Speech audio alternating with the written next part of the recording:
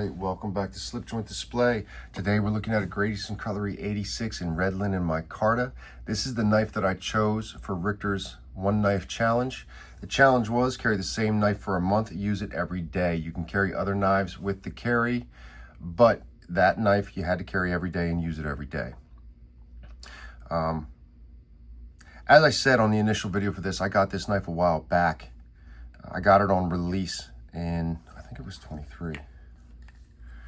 Yeah, 861223P. So I got it on release and I carried it a few times, but never very much. It had an awl on it and it was very, very heavy action.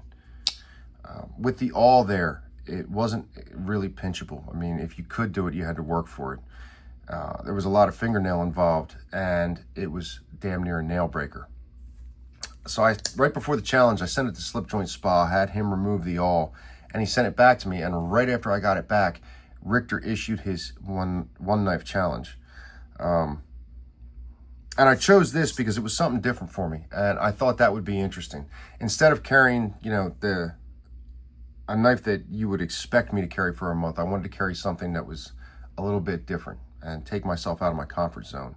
I carry a lot of micarta, but I mean, in traditionals, I probably carry stag, bone, and wood more often than I do micarta. So I thought that was interesting. Not to mention the fact that this challenge was issued in the summer. I mean, it's a July challenge, so it's pretty hot. And micarta is resistant to a lot.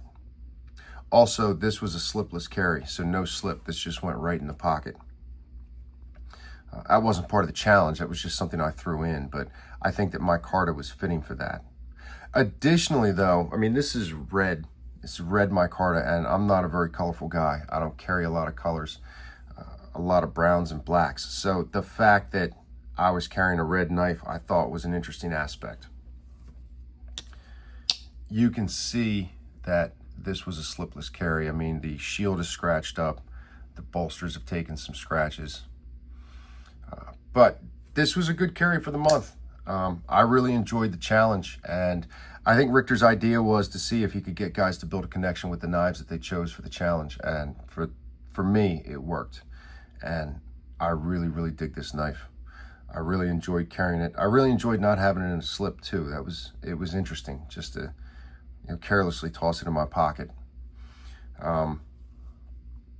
The other aspect of this was the action on this knife. This has really heavy action, and that was nice to have there the whole way through. I'm not sure how I would feel about it if the action wasn't so heavy, and with the awl removed, it's very pinchable. So, I mean, for me, just to snap this out and use it, it totally works. I even dig the little cutout that's there, which Slip Joint Spa didn't put that in. I mean, that was there from Richters Cutlery for the awl, but just a little added cool factor after the blade delete, after having the awl removed. The other thing that I was worried about relative to this challenge was the color of the micarta. You know, this is red micarta, and I was wondering if it would change and lighten up, which it did some, but it really just brought out the grain, if anything. I was worried about it lightening up and turning pink and whether or not that would happen, but it really didn't. So yeah, this was a home run the whole way through. The idea that I'm carrying an 86, I mean, that's, anybody who follows me knows that that's not a surprise that I would choose an 86. I wasn't thinking about that when I made the choice. It was just, you know, getting this oddball knife back in the mail and red micarta, something different.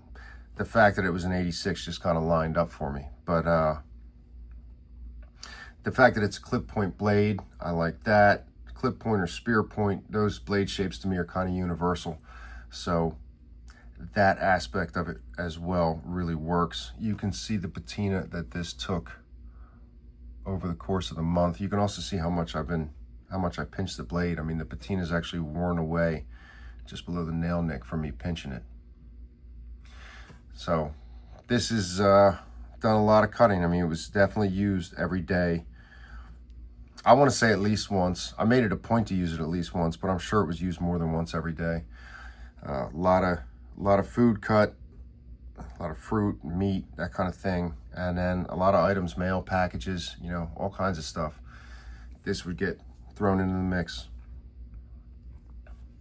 The knife performed good. I think I strop the knife a lot. I mean, anytime I'm eating food with it and I'm causing patina on the blade, you're going to patina the edge as well, and that will affect your apex. So I strop frequently when I'm using any knife to eat a lot, just to strop it after the fact, and you know, or every other day, or every couple days, just to bring the edge back up.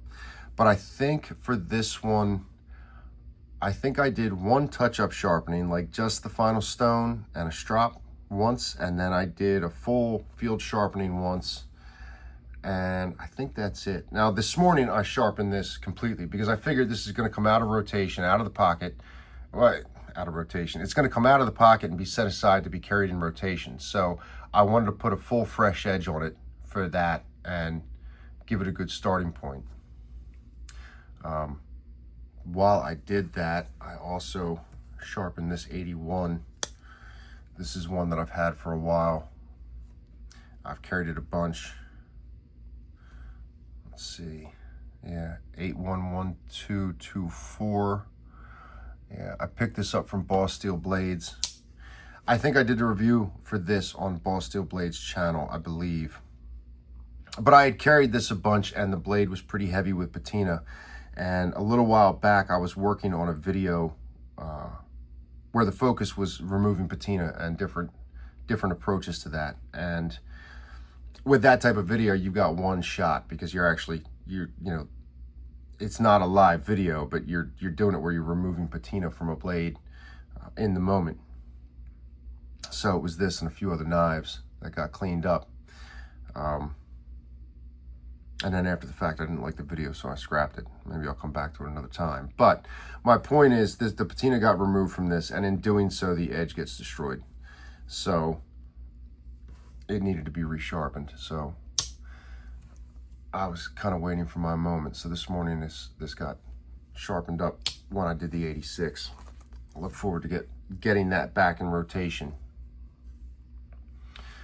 I'll tell you, for the last full week of the challenge, the other traditional that I carried with this 80s, I mean, oftentimes, you know, through the carry or through the challenge, this was carried in the left. It was a left pocket knife, and I carried another blade and a modern as well, if not more. For the last week of the challenge, I carried this Moose, which I recently reviewed on this channel. I'm really digging this knife a lot. Much more than I expected to. This 35, I'm digging it more than the other 35s that I got from the run. I really like this. So, yeah, the whole last week it was these two and a Spyderco.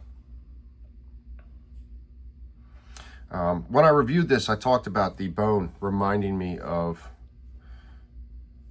cougar claw bone on another model, and I didn't have the knife out at the time that I did the review, but this is it. This is that 74 in cougar claw bone. So you can see the similarities between the bone, and I haven't had this out in a long time. I mean, it's been a while that it's been put away, but just at a glance at this when I first got it, I thought to myself, man, that reminds me of the cougar claw bone, and you can see why. It's not exactly the same. The cougar claw bone is deeper cuts, and it's more, you know, random pattern as opposed to just, you know, straight along the knife handle. And this 74 has got some miles on it. I picked this up in 2017 on release, and this guy's had a lot of pocket time. I am sure that when I got this whole thing was darker, and it has lightened over time. The bone has lightened up through carry. And it's interesting. I heard recently on a video, I heard somebody, I can't remember who. I don't know if it might have been 865 Knives, it might have been Noah Clark, but somebody mentioned pocket worn bone. And as I'm sitting, you know, I heard it in the last, I don't know, 48 hours. And as I'm sitting here looking at this, I'm thinking to myself, yeah, this is that. I mean, this has got some age on it. 74s were good. It's an interesting model. Dig the cougar claw bone. This moose, let's see, is listed as cowhide jig bone. Not sure about this, what reminds them of a cowhide, but whatever. But I wanted to show that, just to show the similarities between the cowhide jig bone and the cougar claw bone from the past. But I'm totally digging this moose, really enjoying it. More than I thought that I would. I really like that spear point with that nail nick that sits far back. Really dig the way that looks. Anyway, so yeah, Richters one knife challenge in the books, done. This 86, I don't think I could ever part with it. I really like it, and I really enjoyed carrying it. I think I'm gonna miss it as I go. Real quick before I forget, on the subject of this moose, I am carrying it in this slip from Denny Pence Leatherwork. Buddy of mine on Instagram sent me this slip and this wallet that he worked on. It's good stuff, and I wasn't sure what I was going to do with this slip when I got it. He just had some extra stuff, and he said, hey man, I'm going to send it out to you. Tell me what you think. I said, cool. So he sent it, and it seemed a little bit big for like a single blade. I don't know. 86 doesn't seem crazy, but this moose has a little bit more to it. Yeah, being multi-blade, multi-spring. But it works kind of perfect right in there like that. So I'm really digging this slip. Denny Pence Leatherwork. But yeah, one knife challenge. What did you guys think? Did you participate in it? I know a number of guys on Instagram and YouTube did. So if anybody's watching who was part of the challenge, say something in the comments. You know, say what your experience was, or you know, if you did a video on it, mention it. Yeah, it was good stuff. Or if you weren't in the challenge and you had to sit and watch a bunch of us post the same knife over and over again on Instagram for a month, talk about that, or what you think about it, or future challenge ideas, although I think we need some time for the smoke to clear before we jump into another challenge. But it was cool. It was a good time. A lot of respect to all the guys who jumped into the challenge. A lot of respect for Richter for thinking of it and issuing the challenge. I wanted to bring it out. I wanted to talk about it and see what you guys thought. Get down in the comments. Let me know. And I'll see you guys on the next video.